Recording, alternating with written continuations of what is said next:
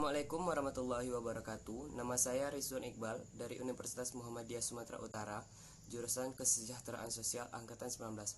Baiklah, di sini saya akan membacakan resume saya tentang webinar Indonesia Menggugat versi abad 21 yang diselenggarakan oleh Bapak Sohibul Ansor.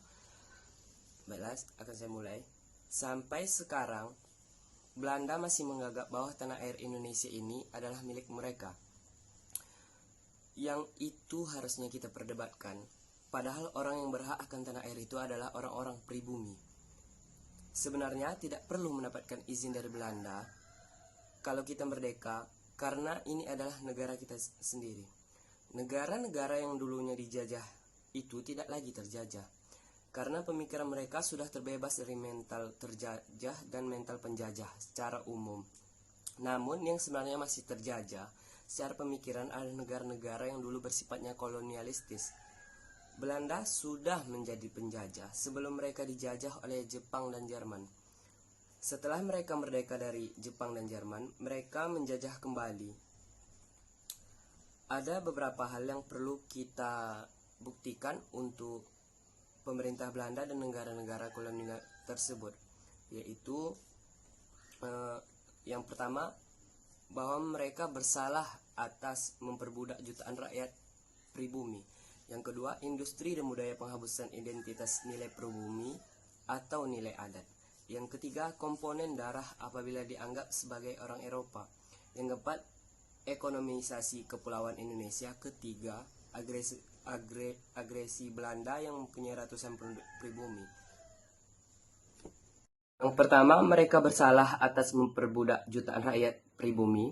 Yang kedua, industri dan budaya penghapusan identitas nilai pribumi atau nilai adat.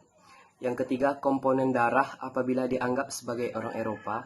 Yang keempat, ekonomisasi kepulauan Indonesia. Ketiga, agresi Belanda yang mempunyai ratusan penduduk pribumi. Yang kelima, menghapus ingatan menganggap tidak ada korban di agresi Belanda, tapi mereka menganggap pada perilaku agresi militer yang datang kembali. Yang keenam, memeras Indonesia lebih dari 100 miliar golden agar Indonesia dapat memperoleh kedaulatannya sendiri. Yang ketujuh, melakukan pemalsuan penipuan dengan data-data informasi palsu. Ketiga, perundingan meja bundar. Yang nomor 8, menggunakan data-data berita informasi palsu itu untuk melaksanakan embargo internasional di tengah Indonesia yang sedang berada dalam kondisi krisis ekonomi tahun 50-an. Belanda berusaha menggugat Indonesia yang salah. Yang ke-10, meracuni pikiran orang-orang Indonesia dengan mental kolonial dan mental penjajah. 11, Belanda selalu menutupi kesalahannya. Andai saja nanti ada langkah yang berasal dari ini secara spesifik yang ditunjukkan pada Belanda, masih ada agenda lain untuk menggugat bangsa yang dulu pernah menjajah kita atas dasar hukum dan atas dasar pembenaran. Seperti apa mereka merasa tidak ada dosen datang ke sini mengeksploitasi dan memberi perlakuan buruk pada bangsa Indonesia dan kemudian mengubah mindset kita, membelokkan sejarah yang menjadi bahan bagi kita sekarang.